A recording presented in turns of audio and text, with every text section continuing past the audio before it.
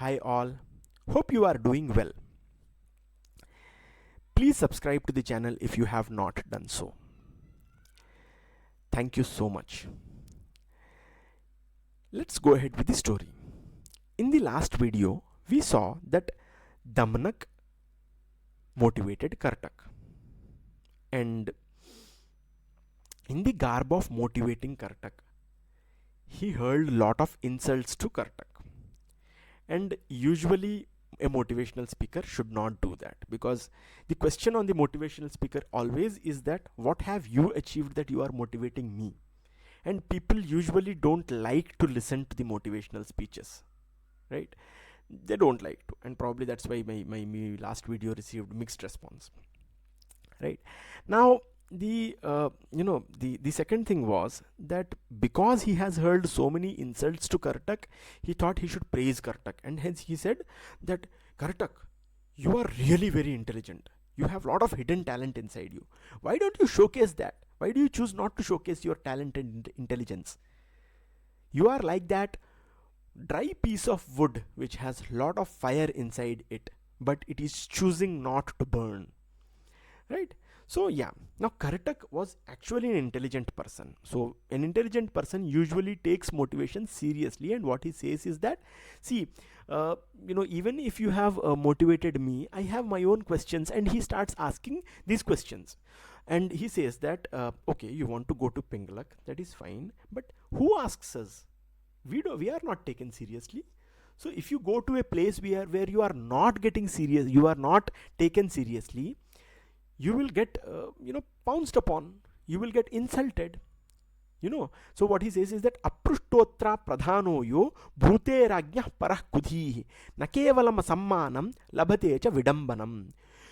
You go to a place where people don't take you seriously and start giving advices, start asking questions, then what will happen? One thing is that you will get insulted. Second thing is that for that group you will become the laughing stock. Now, second thing which he says is that vachastatra proktavyam yatroktam labhate phalam sthayi bhavati chacyantam raga shukla pate yatha. That means you should talk in a place where you think that you are taken seriously and your words become permanent like that ink on the white cloth. And that's the example which they gave. And these both were the valid points. Damanak said yes, agreed. And after this, whatever Damanak told is very relevant for the current corporate situation. I mean corporate world. It is the ground one, rule 101 of basic corporate wisdom. You believe it or not, and I have seen many people getting success just by doing these basic things, right? So rule number one which Damanak said, I agree to your point that you should always speak in a place where you are taken seriously. But what should you do to become that important person? Apradhanah pradhana syat sevate yadi parthivam pradhanopya pradhana syat yati seva vivarjitaha. That means that you are an unimportant person. You are a fresher, fresh out of the college. On your day one, you have joined a company, right? In order to become successful, very simply, there are no shortcuts to success. You have to just work whatever has been given to you and deliver more. You should focus on delivery. That is the most important thing. So I mean, in this context, it is something that servant has served king, which is not relevant for the current situation. But the current situation is you should work for the betterment of the organization, very simply, right? So that is one thing. And if you work for the betterment of the organization, very soon you will be start taken seriously. You will be start taken seriously. You will. There is no choice for the organization. You develop an app starting from scratch to an end, and develop an app which is like as good as or better than, say, Facebook or Twitter, or better than Google search engine optimization, whatever, you will be taken seriously. And those people who are right, who are laid back at the end, yeah, I have achieved everything, and I don't have anything else to achieve. So pradhanopya pradhanasya yati seva vivarjitaha. So that important person will become unimportant if it stops working. Very simply, like probably not a very great example in this current context, very sadistic example, but still, Elon Musk, what he did with Twitter, he fired all the managers and he replaced them with actual people who were coding. Very simply, because coders were actually working, managers are not working. Very simply, so he removed them, he fired them, right? So that's what actually happens. So you put your head down and start working, very simply. And the second, there are a couple of things which add to this, right, complement this. The first thing is that you should actually be very close to your manager. When you say very close to your manager, that means you should showcase your work. You should always tell him the importance of your work. Very simply, that is very important. The optics are really very important, trust me. So if you are working something and you think that your product is very good, and you are not showcasing that product to people, to managers, to your organization, and tell them the importance of that product in a right manner, that product is going to be unsuccessful, because nobody will pay heed to that product, right? So communication and showcase are very important. The other thing which he told is that only 3 kinds of people become successful in an organization or in a setup of king and servant kind of setup, right? 3 people are: one who is really very intelligent, okay? The second is innovator, who takes risks, who is very courageous. The third one is who puts his head down and starts working dedicatedly and completes his work. These are the 3 kinds of people who are successful. And I would say that the first 2, you may or may not be that intelligent, you may or may not have that appetite for risk, so the only choice you have is the third one.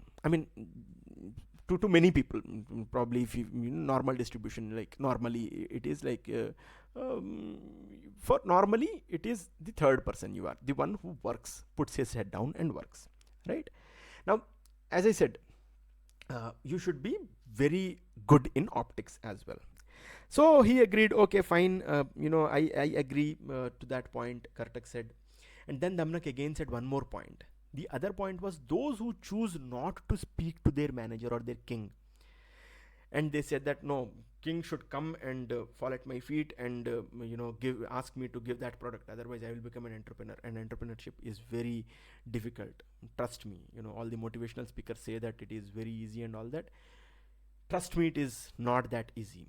But still, those who are very proud about their work, and they see that no, the organization should come and fall at my feet and then extract work out of me, they are going to, that is one of the biggest foolishness one can have, and that also is written in Panchatantra, right?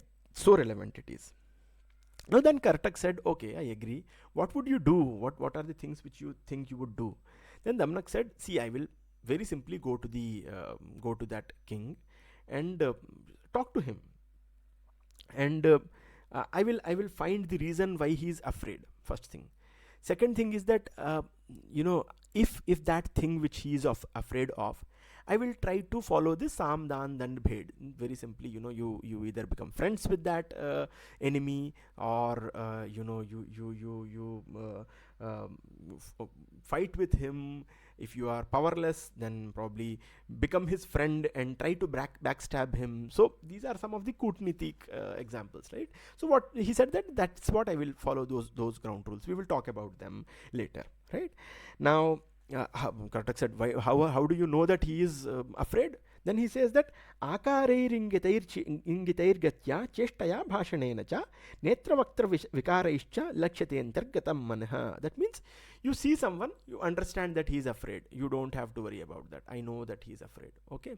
Then okay, Kartak said, okay, fine. But how are you going to impress the king? So then he says that how do you know that king will take you seriously?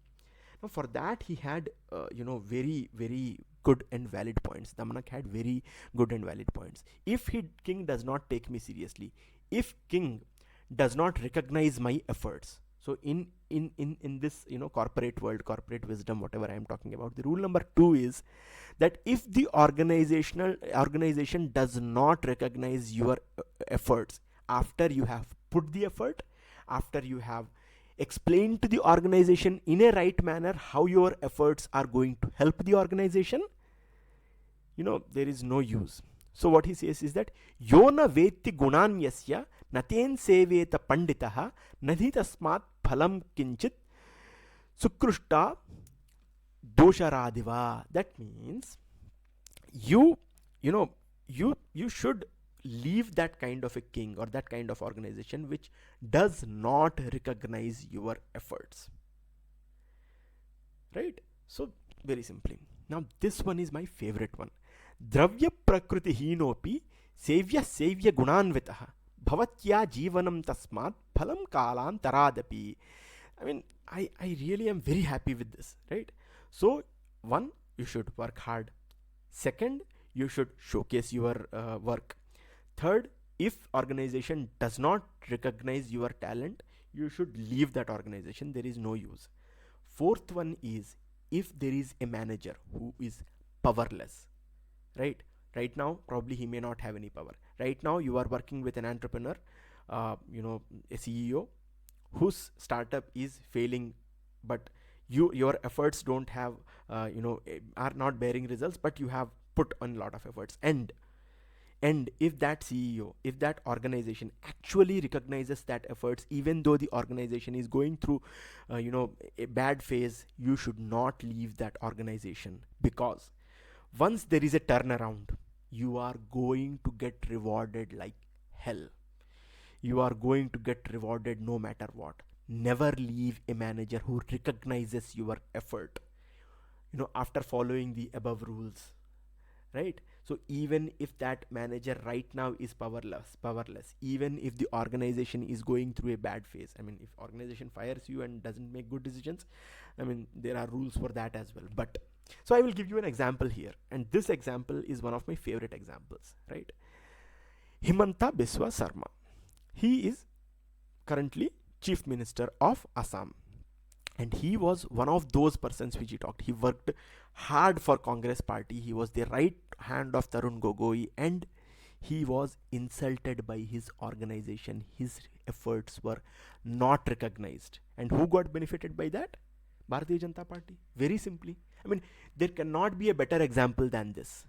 See how he treated Himanta Biswa Sarma. He failed to recognize his efforts, and now who is ruling Assam?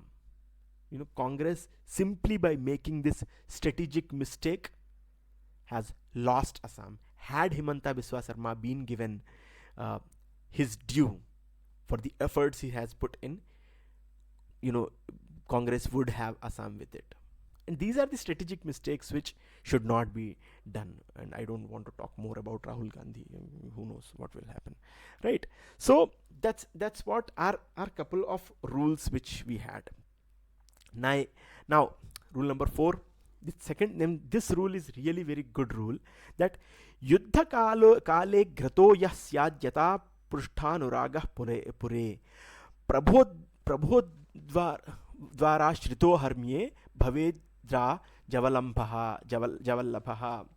So, probably sorry for not reading shloka and the mistakes in shloka. Sorry about that. So, what happens is that you should always stand behind the organization. Whenever there is a war-like situation, whenever there is a situation which needs you to step up, you have to step up. Very simply. That means that whenever there is a war-like situation, if you are the foot soldier in the front, organization will respect you, manager will respect you if it is a good organization. And whenever there is a normal situation, you should stand behind as if you are supporting the organization from behind, right? And final rule is, never involve in the personal lives of your boss. That is, that is subjective again, but if your manager does not want, or your organization or your CEO does not want you to get involved in the personal lives of that thing, then probably you should not get involved, right? So that is good, right? So till this point, it is really good, and Damnak has told everything. So one more thing which he says is that, you know, if you are abusing the organization, saying that organization did not give me any due, and you know, all that, so you are to be you are at fault. Why?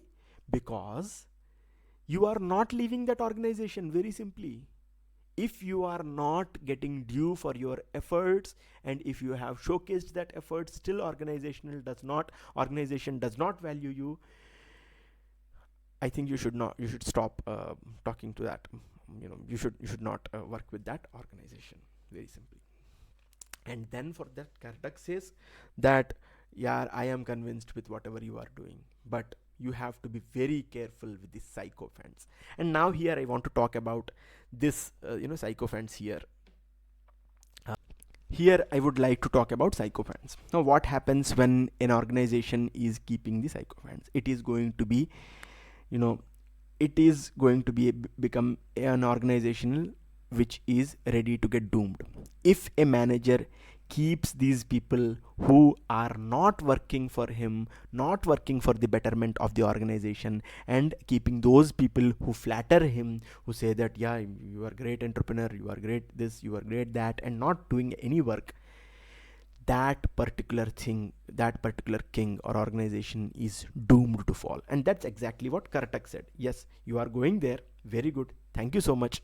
Now I am very happy that you are going there, but you be careful of these sycophants. They are going to doom the organization, as well as the one which, as well as the king, or the organization. So be careful of these people. And there are sycophants in any organization, all these lickspittle people who praise the manager and then get their way through. And if the manager is entertaining those people, then he is going for a doom, very simply. Okay. So yes, then Kartak says good luck, and in the next story we will see that Damanak is going to meet Pinglak, and what he speaks, how he impresses Damanak, how he tells, I mean, what are the words of wisdom he spoken there. Let's discuss in our next video, and next video is also going to be equally exciting and equally good with lot of wisdom. Thank you so much.